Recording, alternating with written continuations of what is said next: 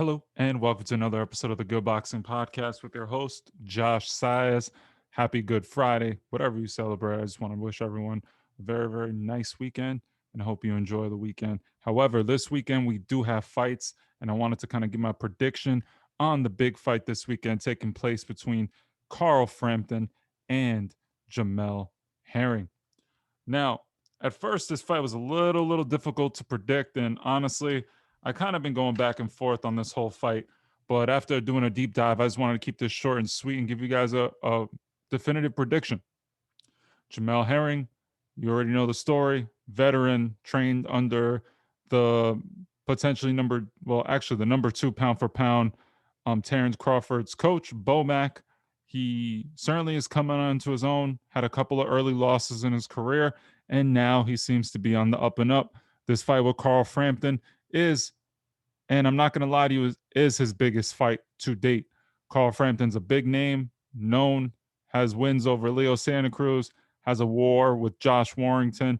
And look, he's been at the highest level. He's fought Nonito Donaire. He's fought some of the best fighters in his division. However, just to break this down, the reason why at first I thought this was going to be a tricky matchup to predict was I personally think Carl Frampton's a little better boxer than Jamel Herring at first glance. I remember the fights with Leo Santa Cruz where he banged with Leo Santa Cruz, backed them up, and shocked the world. Leo Santa Cruz was a tremendous favorite, and the major underdog came back and did what he had to do to win, right? So shocked the world. Then he fought Leo Santa Cruz again. Leo Santa Cruz made a tactical adjustment where he decided to be 5'10 and 5'11 or however tall Leo Santa Cruz was, kept him at bay and made it difficult for him. And this is what's making this fight very, very easy for me to predict now that I looked at it more and more. Jamel Herring is 5'11. Carl Frampton is 5'5, and that's being generous. Carl Frampton does some of his best work at 126, and this fight's taking place at 130. Jamel Herring is much bigger than Carl Frampton. I just looked at the weigh-in right now, and I know people are going to say, "Oh, Canelo versus Callum Smith, height really doesn't matter." In this case, I think it does. Canelo has the tremendous boxing ability to kind of negate anything that Callum Smith did or anyone that's much taller than him. His skill set can kind of neutralize the height disadvantage. But in this fight, Jamel Herring with Bomac is going to come up with a strategy I think that's going to make this fight very, very hard for Carl Frampton. I think Carl Frampton is a very, very good boxer. I think he has a good jab. He does have good head movement. And I love the way he moves. And I'm not sitting here and taking anything away from him. The only thing I do see is in fights where he had to step up and he's fighting someone that's physically just more strong than him, he has some issues. When you saw him fight Josh Warrington in that first round, you saw Warrington impose his size. You saw that the power was bothering Carl Frampton. You saw that Josh Warrington was hitting him with very, very hard counter shots, and especially to the body. You saw Carl Frampton get rocked to the body a few times. And sure, like a grizzly veteran didn't show it, and Josh Warrington kind of backed up a little bit due to his experience, didn't want to kind of punch himself out. And you saw that. But Jamel Harrington is so much bigger than him. He's been at the weight longer. This is his natural weight, 130 pounds. He's been in with really, really big punchers. And let's be honest, Carl Frampton at 130 really isn't established. I just think that the length of Herring is just going to be too much. And Carl Frampton's going to have to go forward to come in and commit.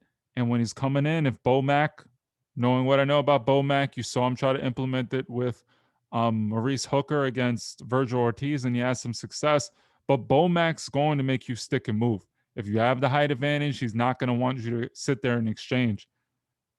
So if I'm looking at this from a physicality perspective in terms of specimen, like who would I prefer to have as the fighter in the ring? I will take the 5'11 Southpaw who has more power, in my opinion. That if, let's say, Carl Frampton gets in he can hurt Carl Frampton. I think he could hurt him pretty bad.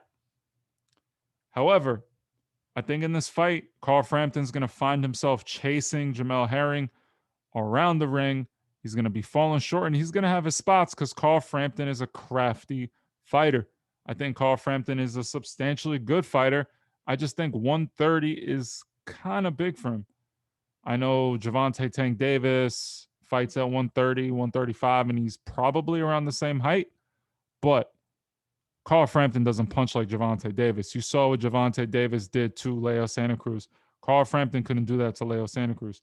So the power difference is just going to show itself here. When Carl Frampton gets inside, I think he could have some success with some angles, quick little short shots, turn, get out, and then kind of find his way back in.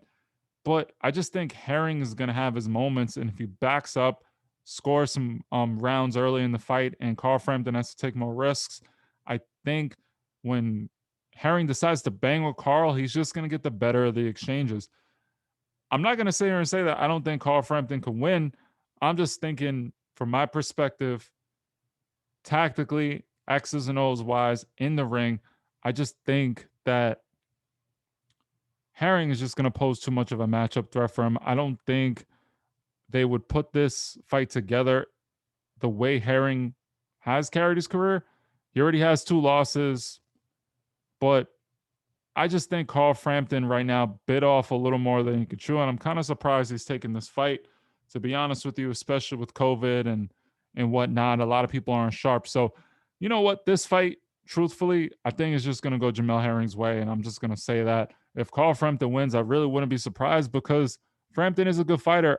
I'm literally just saying that if I was the boxer in the ring, from a trainer perspective, preparing for someone like Carl Frampton, who sure is crafty, sure has been in with very, very high level boxers like Leo Santa Cruz.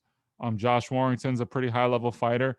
Nonito Donaire, you saw what he did recently against Inoue, right? So you just have to call a spade, but Herring, physically strong, southpaw, taller.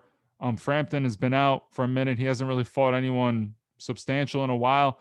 And I just think Bomac's going to come up with a good strategy and he's just going to win. And I'm just going to leave it at that.